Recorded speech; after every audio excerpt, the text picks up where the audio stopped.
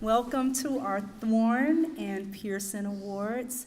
First of all, I am so happy to see so many of you here. So thank you for coming tonight and sharing with the winners and even the people who participated at all. We have a nice program set up for you, and I am just simply here to introduce the program and to say that Ms. Wise is going to come up and tell us a little bit more about this night. So sit back, relax, listen, enjoy to the art that's about to be presented to you, and I'll see you soon at some point. I think they're going to make me come back up here. So.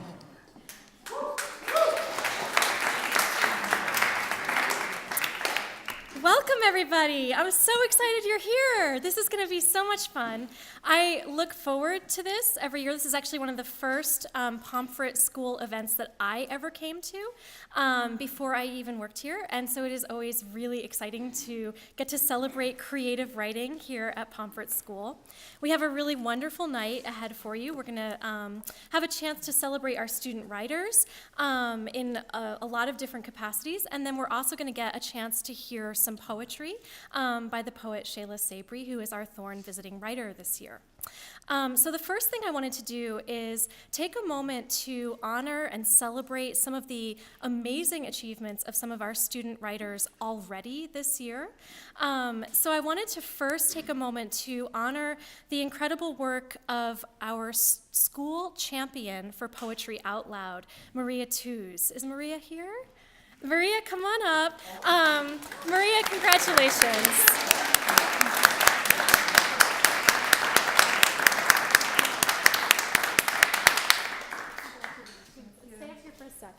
So Maria not only won our school competition for Poetry Out Loud, but she went on and competed at the Connecticut State Poetry Out Loud competition. It was an all-day competition. She had to memorize and recite 3 poems in front of a massive audience. It was super nerve-wracking, and she was amazing and really did our school proud. So just a round of applause. Congratulations, Maria.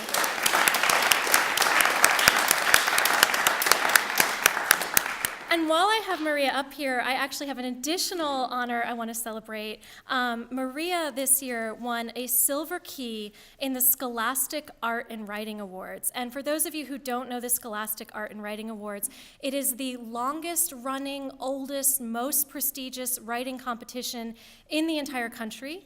And Maria won a silver key for the entire Northeast region. The Northeast region goes all the way from Virginia to Maine. So this is a really big accomplishment.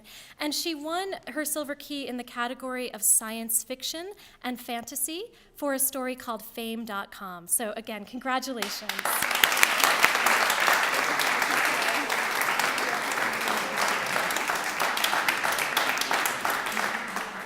And we had some more good news from the Scholastic Art and Writing Awards. We had another student we had actually 2 other students who won awards. Emerald, will you come up? Come on up, Emerald. Emerald, you won a gold key, which is the highest honor available in the category of journalism for her piece, Western versus Eastern Beauty Standards, The Power of Cultural Division. Congratulations.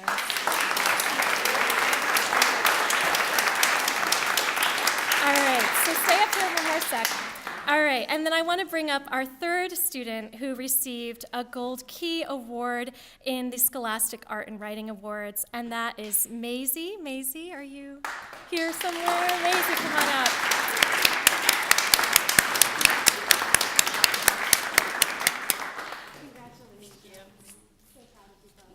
So this is a really huge accomplishment. I just want to have Maisie come on back for one second.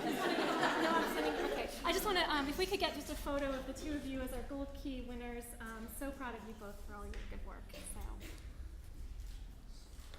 Okay. Thank you both and congratulations.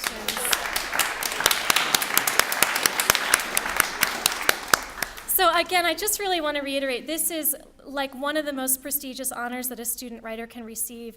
And the fact that we had, 3 students win these honors and 2 students winning at the Gold Key level is incredible and really speaks to the incredible creative community that we have here at Pomfret School. So I think you all here as students at Pomfret are part of something very, very special. So I wanted to take a moment now and introduce the Thorne and Pearson Awards, which a lot of you know about, but I wanted to just take a moment and sort of just give you a little context for how very special this is.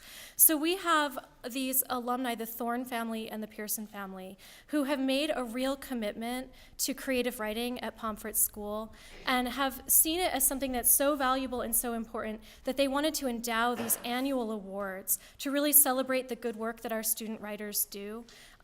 This is a really special, incredible, and unique thing. And we're so very fortunate to be part of a school that has this deep commitment, this deep, long-standing commitment to the arts, to creativity, to writing. And I hope you all know that as students, you're part of that, right? You're part of that while you're here. You're part of that when you graduate.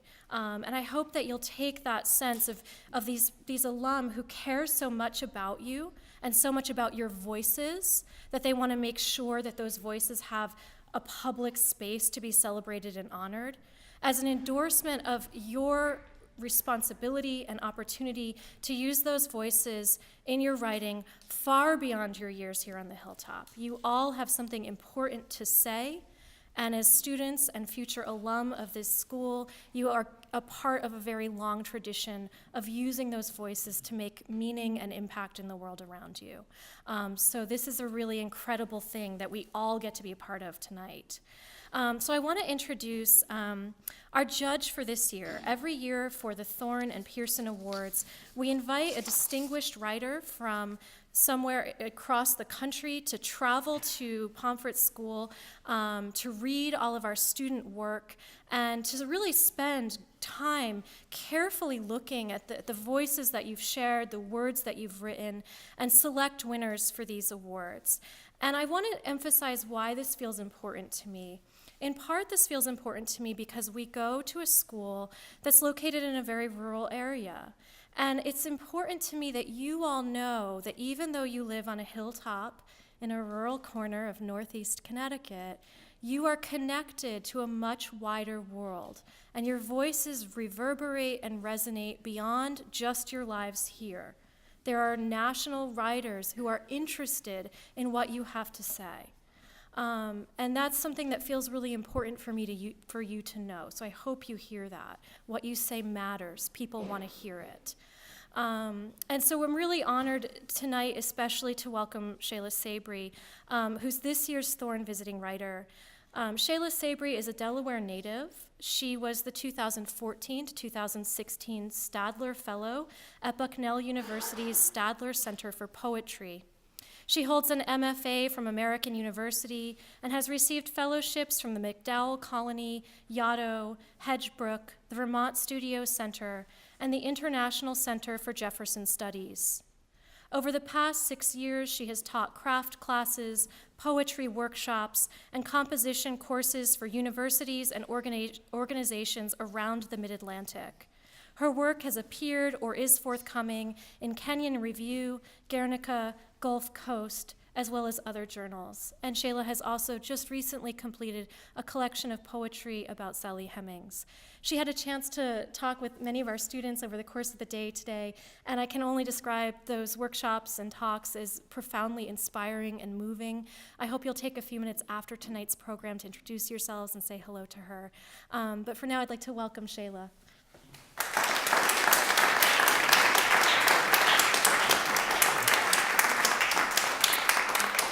And Chet'la will be presenting this evening's awards. As she does, what she'll do is kind of announce the category. She'll talk a little bit about how she selected the piece, and she'll give a short reading from the piece.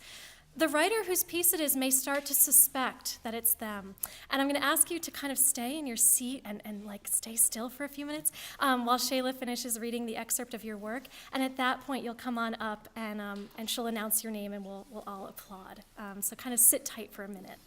All right. All righty. Hello, everyone. How are you? Good.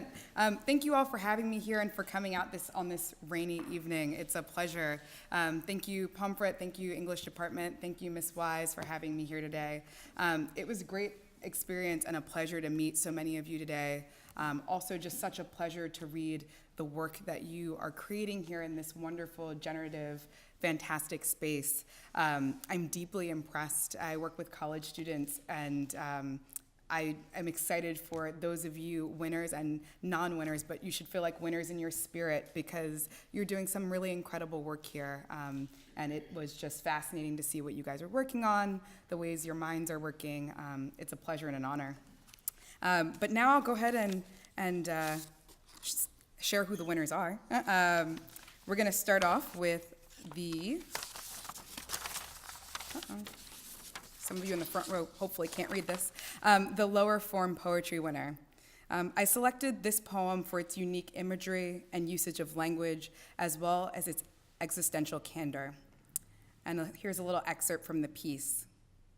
Sometimes I wonder if I will ever be more than a sum of cells and a pair of working lungs, if gold leaf will ever flake from my skin, or if roses will ever sprout from my ribcage. I've tried all my life to be someone people would write about, but what if I never turn into a body of love poems and rose petals? Please, everyone, join me in congratulating Thorne Award for Lower Form Poetry, Svea Anderson-Spear.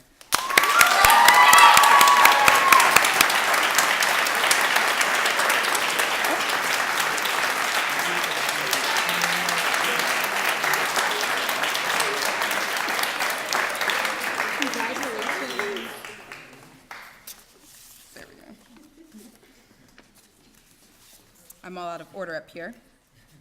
All right.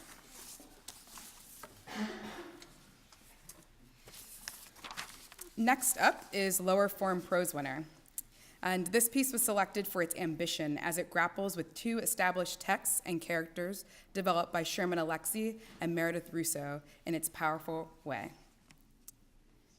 The boy looked over at Amanda, this time fully alert. It's not my past I'm worried about anymore. I pretended I belonged for much too long. It's the future I'm looking to. The past isn't my future, and hell, I sure am glad about that. The past isn't my future. Amanda grappled at this like it was the only thing that could keep her head from going underwater.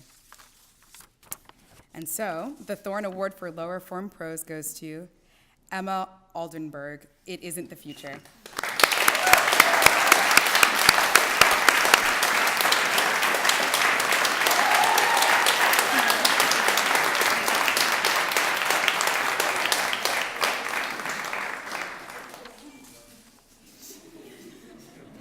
Alrighty. Upper form poetry now. As someone who spent a lot of time on trains on the Northeast Corridor, I selected this poem as the winner for its stellar imagery and propulsive energy, so reminiscent of train travel. It was wonderfully executed.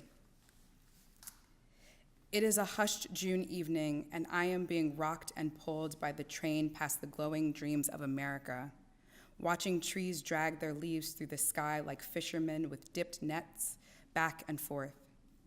I see early stars and the last stains of sunset in the west.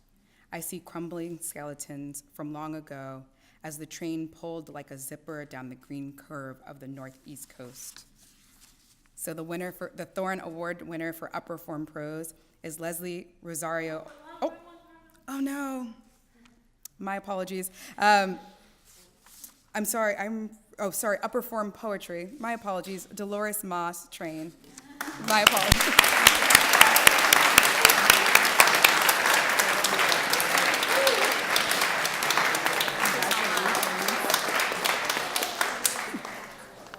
My apologies, yeah.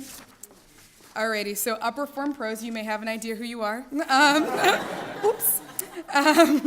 Upper Form Prose winner, I selected this piece for its clarity with which the writer writes about a complicated American identity as a child of immigrants. I admire its bravery and its honesty. And this is the excerpt. Status is starting to make sense to you. You are quickly realizing you are not the American girl you thought you could become if you tried hard enough. The world will learn to pronounce the hardest of European last names, but they will most likely stumble over the R's and accent in Rosario Olivia. You may dress like them, but you are shaped like the women of the island you are quickly forgetting. So, as you all may already know, Thorne Award for Upper Form Prose goes to Leslie Rosario Olivia.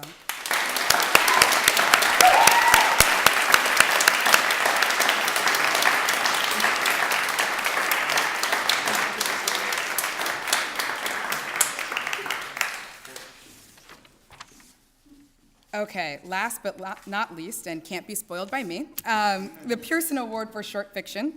I selected this winner because of the tenderness inherent in the narrative of the story, in which there is a button behind the ear of each of us to absolve us of pain and frustration. He turns his head to his broken mother. He wraps his arms around her, and she places her head on his shoulder. He puts a hand on her head, which strokes her hair once before moving behind her right ear and presses the button. A final sob that began as the button was pressed is released in a garbled whimper from the back of his mother's throat. She moves out of her son's embrace and stares blankly into his face for a moment before moving out of the kitchen. And so the Pearson Award for Short Fiction by a senior goes to Maisie Shieldlauer for Bygones.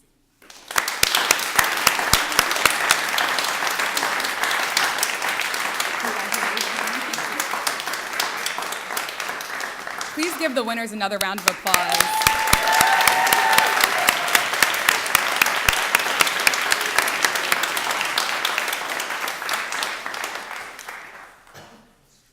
Alrighty.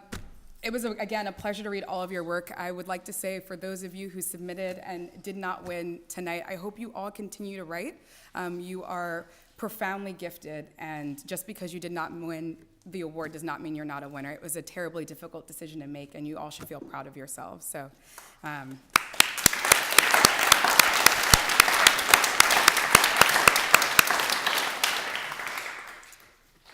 now I'll read to you all from the collection Miss Wise was talking about. It's entitled Mistress, and it's about Sally Hemings.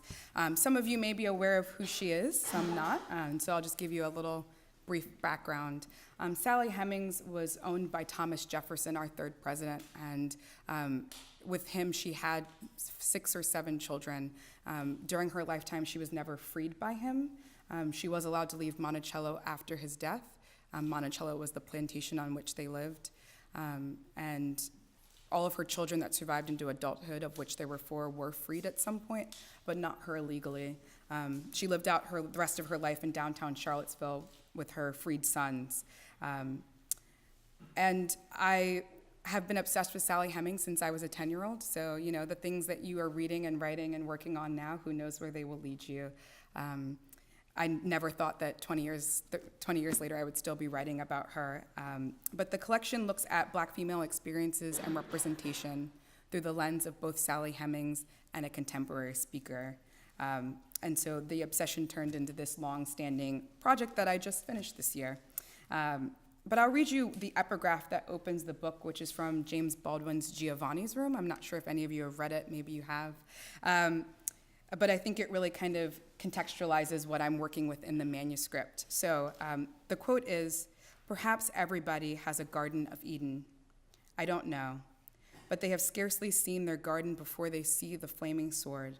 Then perhaps life only offers the choice of remembering the garden or forgetting it. Either or. It takes strength to remember. It takes another kind of strength to forget. It takes a hero to do both."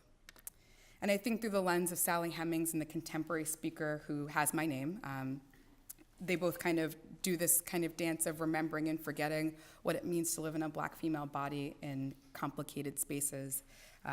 So they kind of do this dance back and forth.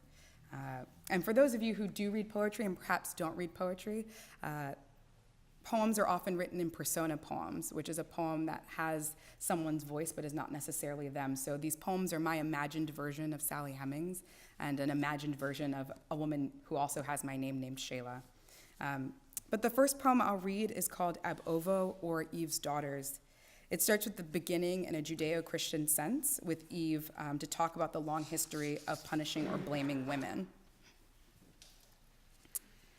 Ab Ovo, or Eve's Daughters. Eve, bite taken, travels her center line, Rosalinda flowering her pallor. She is not ashamed of her nakedness.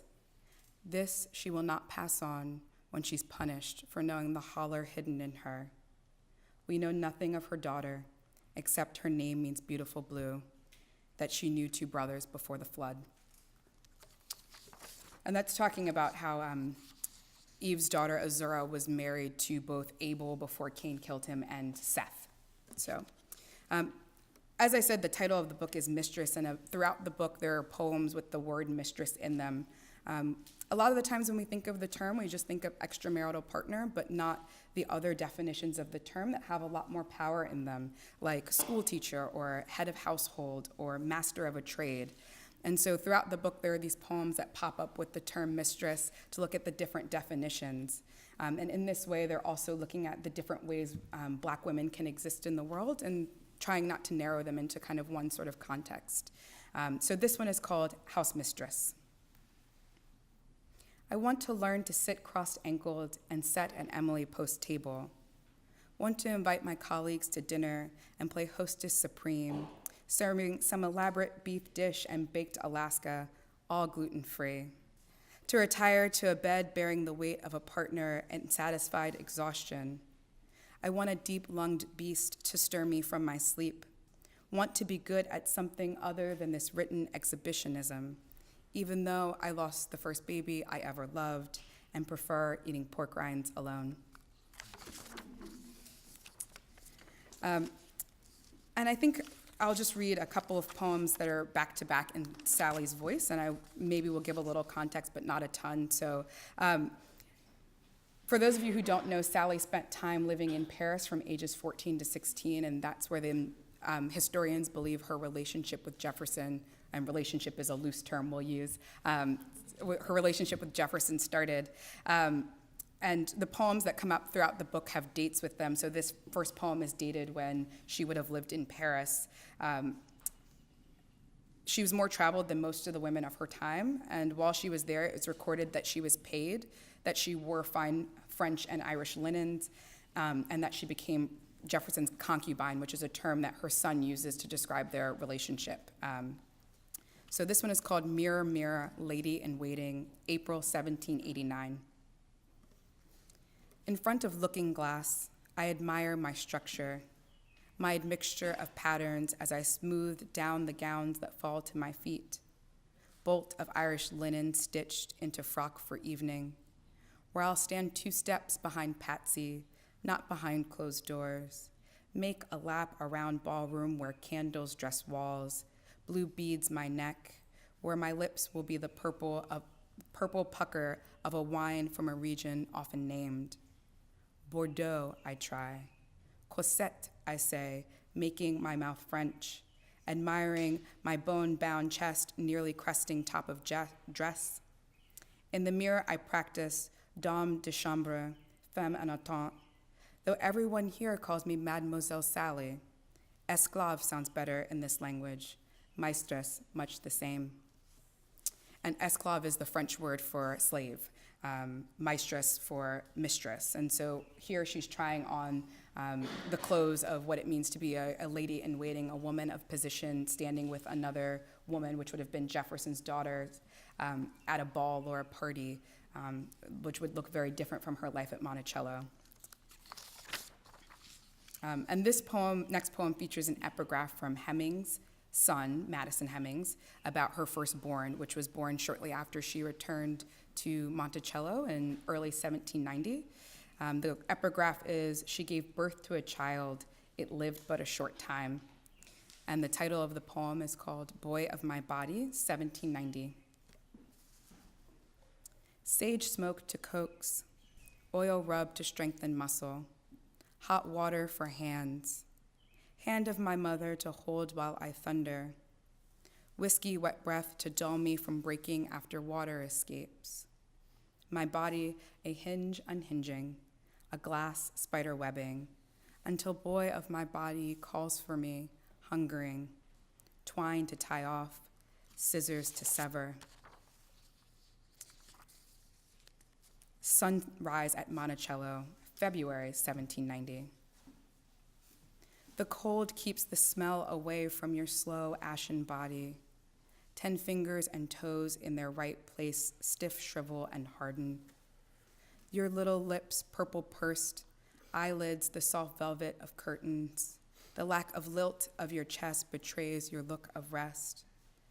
I would give away linen and pearl, scented salve, and all of the things of this world, for your coo cries to startle me awake tonight. For this to be a terror birthed just by the dark, the dance of twilight's shadow, that in dawn you'll become everything I've ever wanted, a baby born to leave this little mountain. And Monticello is Italian for little mountain, actually. Jefferson's contemporaries actually suspected in the early 1800s that Jefferson had a relationship with Sally Hemings. In the early 1800s, he was running for president, and so people used this just sort of fuel the fires against him. And so there were newspaper articles that talked about Hemings in really, quite frankly, terrible ways and used all of these epithets that were derogatory to describe her. And so the next poem is mainly constructed out of these epithets, and they'll come back in some of the later poem. But it's called Paper Epithets, December 1802. Woolly-headed concubine, a slut as common as pavement. I am an instrument of Cupid, a coast of Guinea wench, his yellow strumpet. Copper-colored Sally, I am an industrious and orderly creature, housekeeper. Somewhere between mahogany and greasy yellow, I am not the sage of Monticello. His flaxen joy, his sable Helen, his soot-foot bride never to be Mrs. Sarah Jefferson, just black wench, Negro wench, wench Sally, never the person that I am.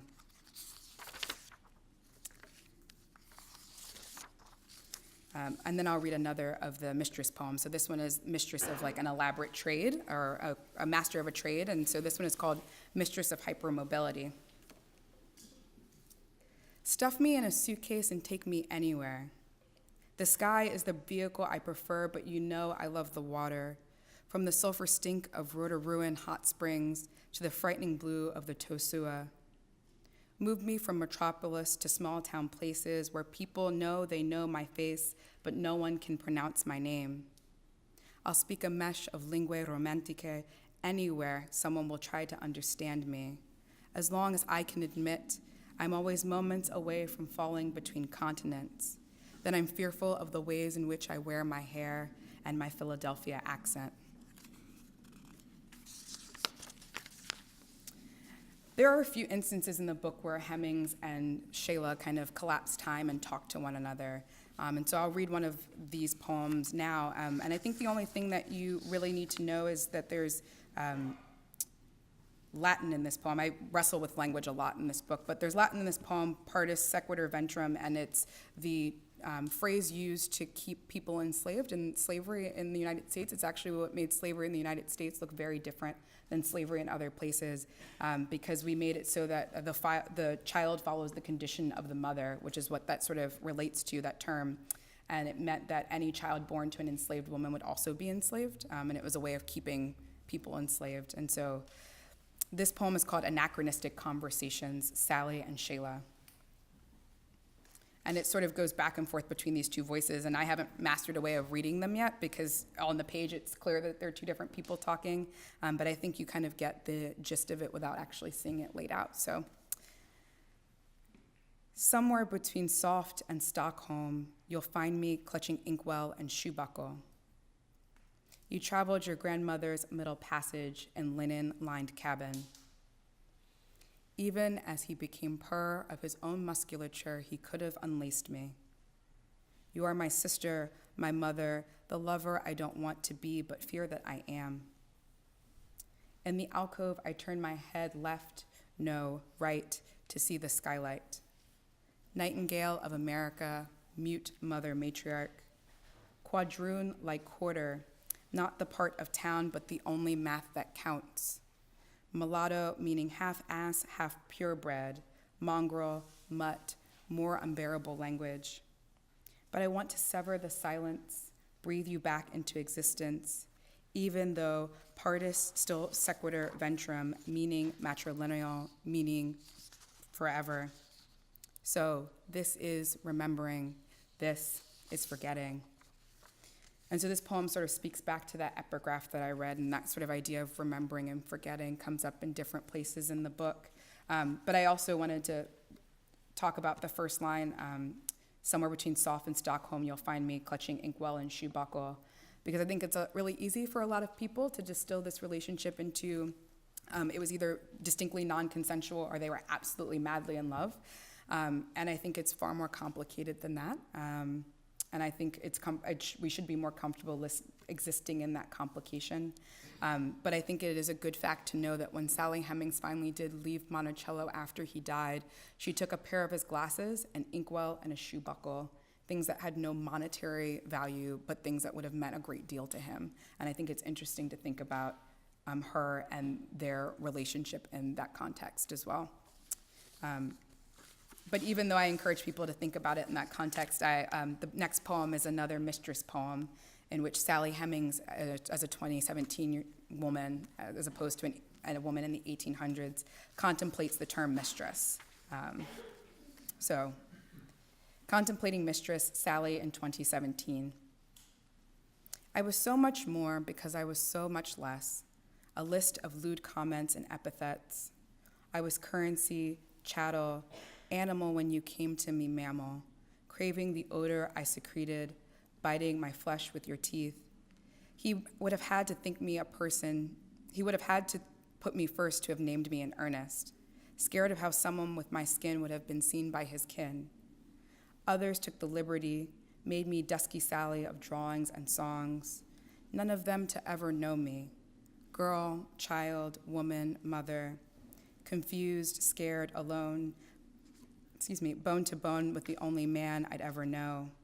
In teen dream fantasy where I chose to return to a land called home, not imagining daughter turned stranger, dust of children abandoned on a mountain to which I cannot return, that I would become reconstructed versions of someone I don't know in converted closets, movies, your poems, because a sliver of pigment kindled his ardent, because I let a child make a decision for an extraordinary privilege. And so something we often don't talk about either is that Sally Hemings could have been free in France and could have stayed in France when she was pregnant and 16. She made the decision to come back to the United States. She made the decision on the promise from Jefferson that he would free their children, which he did, and that she would enjoy extraordinary privileges at Monticello. And so she's kind of wrestling with that decision in that poem. And now Miss Wise will hear a poem that she's heard for the third time today, called Je suis Sally, which is French for I am Sally. It's another poem in a 2017 voice from her. That language from those epithets comes back up, and also all of the things that we actually have left in this world from Sally Hemings kind of come up. We don't know very much about her. There's not a lot of history, but there are some artifacts that are pretty interesting. So, Je suis Sally, 2017. In the never silence of a bug hum summer, you call to me. Try and find me atop West Portico steps in a hotel placard in Paris. But you cannot save me. I am bound by history. I am burned letters and bathroom and parking lot at Hampton Inn.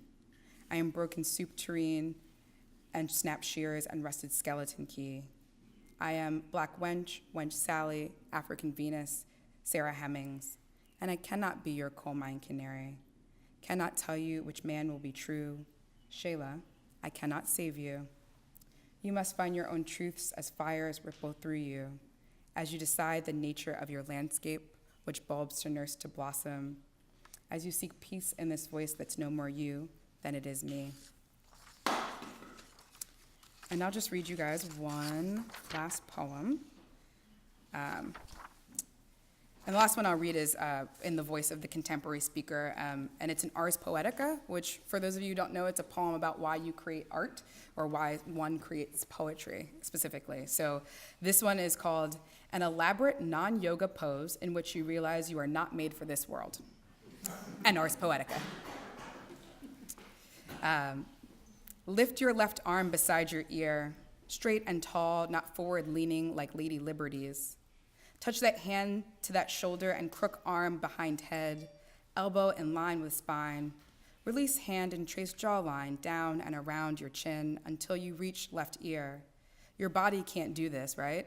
But mine can. Understand? My shoulder will fold into itself, the pursed lips of a decorative napkin. It takes practice to become a master of something painful, satisfying, seemingly useless. First, understand. You must be broken. Thank you all.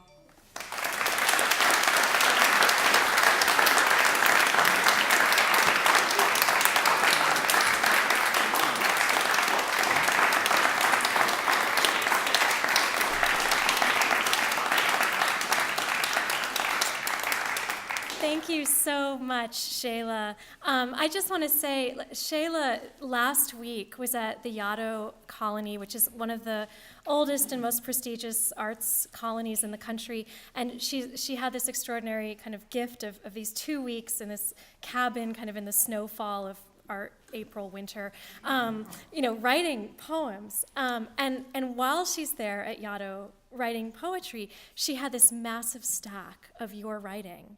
And she was reading it with so much care and attention and love.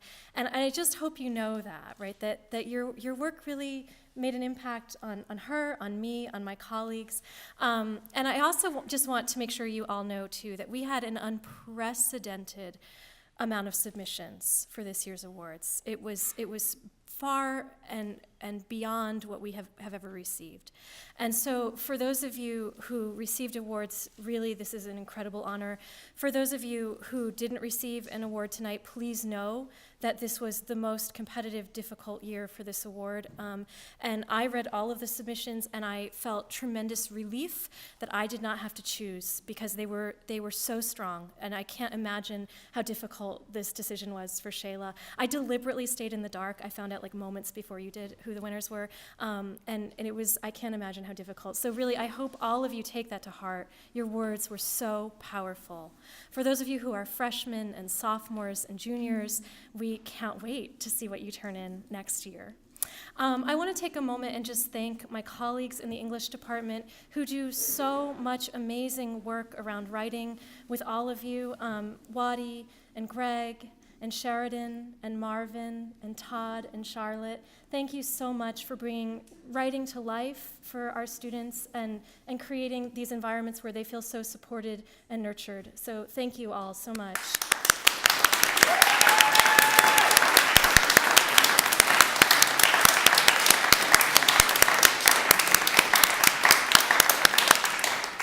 One of the things I want to point out today, too, that felt really important and special about Chet'la's visit is the way that writing and poetry doesn't exist in a vacuum, that it exists in conversation with other things that you love, that you're passionate about. It exists in conversation with nature and with science and with chemistry and with history and with math. And so all of the things that you love come to bear in the writing that you do, in the poetry that you write and read. So nothing is in a silo. And also it engages with the other arts, and we had a chance to spend time with the dance company today. And so all of these different subjects are in conversation with each other, informing one another all the time. And on that note, I want to recognize in particular our history faculty and our arts faculty, but all of the wonderful faculty that we have here at Pomfret School, kind of inspiring and creating love for the world. So for my colleagues at Pomfret School.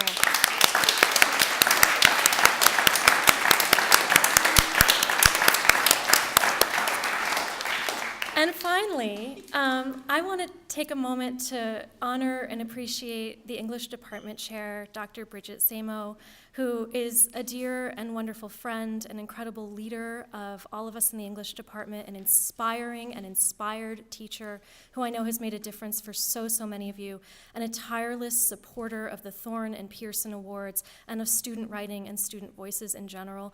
I cannot express how bottomlessly I will miss her when she is not with us next year. I love you so much, Bridget. Thank you for all that you do for our student writers.